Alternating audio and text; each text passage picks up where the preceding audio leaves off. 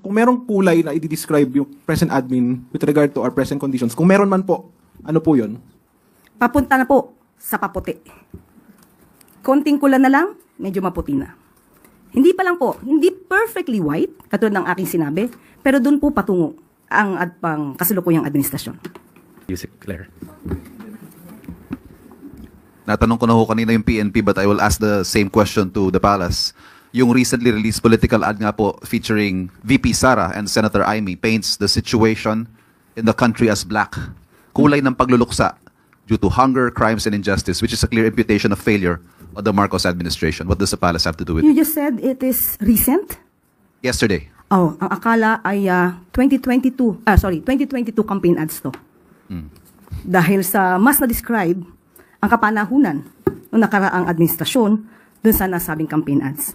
Unang-una, meron silang sinabi, teka lang po, tungkol sa madilim, wait lang, saan ba yan? Ayun. Itim ngayon ang kulay ng bansa. Sa gutom at krimen nagluluksa. So, pag sinabi ba natin na itim ngayon ang kulay, mas madidescribe siguro natin nung nakaraang administrasyon na sobrang itim at ngayon ay papaliwanag sa panahon ng kasalukuyang administrasyon. Hindi man ganun pa kaputi, pero patungo na doon. Unang-una po, may binanggit sila tungkol sa kagutuman. Tandaan po natin na ayon po sa records na rin po na naibaba ang poverty incidence sa panahon ng 2023, 15.5% in 2023 mula sa 18.1% in 2021. You are citing data from? Okay, this is from by ito author or writer is Dim Sum Daily, Hong Kong. Okay? Meron din po tayo dito. Ito po ay galing din mismo sa report din po ni Secretary Balisacan. Okay?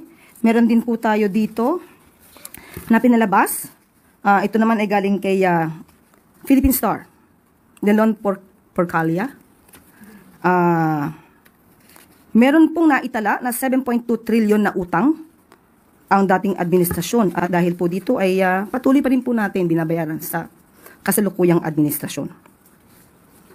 At sinasabi nila na tungkol sa krimen, tandaan po natin na meron din po na pinalabas na statistics at ito'y inayunan na rin po ng matagal ni Senate President Chis Escudero na sa panahon po ngayon ay mas mababa po ang crime rate as compared po sa nakaraang administrasyon. At sinasabi rin po ni Senator Amy, gutom na ang sikmura. Pinaliwanag ko na po yan about the poverty incidents. At gutom pa sa hustisya. Pero hindi po ba yung ibang mga kamag-anak, in particular po, babanggitin ko, ito ay galing sa panulat ni Christina Chi ng PhilStar.com. Sinabi po ni, and I quote na po sa kanyang panulat, Dalia Cuartero, whose son was killed during a drug operation in 2016, described feeling overwhelmed with tears of joy, tears upon hearing of Duterte's arrest. So dito pa lamang, marami na rin po nagsasabi na paunti-unti ay nabibigyan ng liwanag ang mga pangyayari. So, mas maganda po siguro mabanggit natin na ang mga botante po dapat ay maging, kukunin ko po yung sticker na nakasulat kay Madam, maging mapanuri. Huwag pong magpaloko sa mga sinasabi sa iilang campaign ads. Alamin ang katotohanan, iwasan ang fake news. Dignidad mo, boto mo. Kinopya ko po yung lahat mula sa kanyang sticker. Yun lamang po. May reaction ho ba ang Pangulo? This coming from the second highest official of the land, supported by his own sister. Patungkol po dyan, patungkol po sa campaign na issues, maganda pong mas tanong na lang natin ang campaign manager. Mas authorized po siyang magsalita patungkol po sa ganyang klaseng relasyon. But have you taken this up with the President? What are his thoughts on this? Patungkol po sa kanyang kapatid? No, yeah. This particular ad, for example, which is... Of course, hindi po nais ng ating Pangulo na magitong klaseng mga negatibo na pangangampanya. Lalong-lalo na po kung ito ay fake news. So, noon pa naman po, sinabi ng ating Pangulo na labanan natin ang mga fake news. Mas hindi maganda kung ito ay gagawing naratibo sa isang pangangampanya. Okay? Quick follow-up, Ace Romero, Philippine Star. Yusek, the other camp described the present administration or the present state of the country under this administration as itim. Now, kung merong kulay na i-describe yung present admin with regard to our present conditions, kung meron man po, ano po yun? Papunta na po sa paputi. Konting kula na lang, medyo maputi na.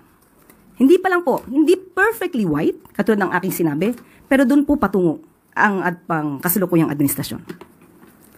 At dito po nagtatapos ang ating briefing ngayong araw. Maraming salamat, Malacanang Press Corps, at magandang tanghali para sa Bagong Pilipinas.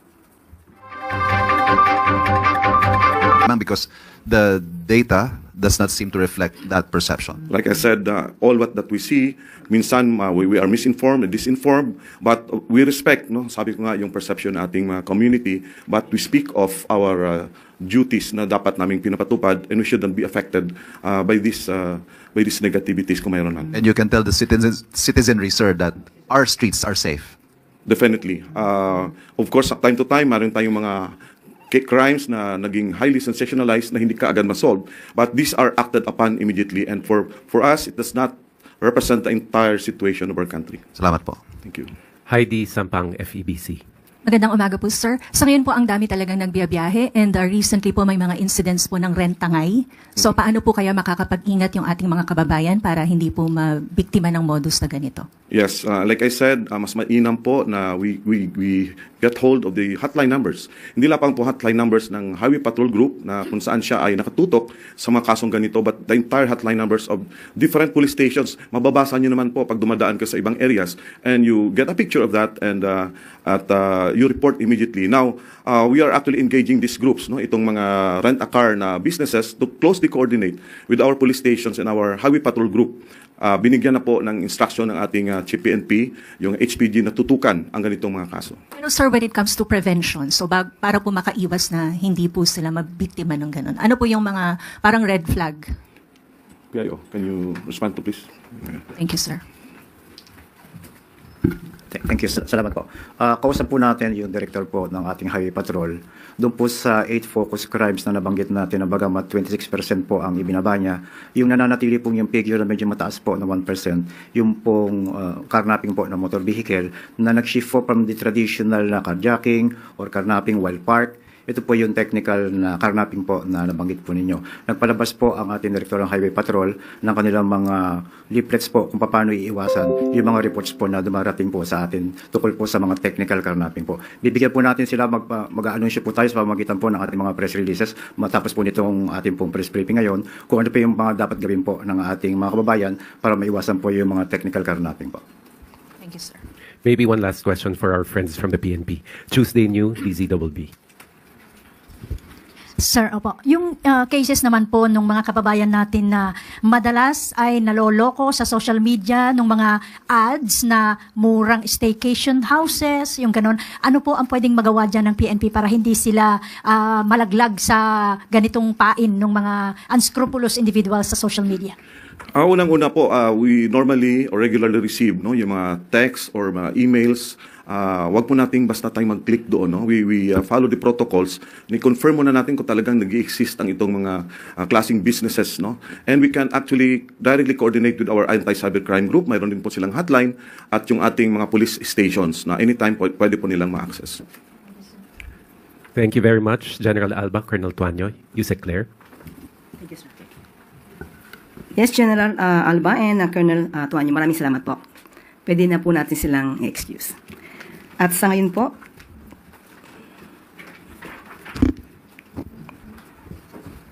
makakasama naman po natin si Coast Guard Deputy Spokesperson Commander Michael John Encina. Good morning, sir. Good morning. Thank you very much, Yusek Castro, ma'am.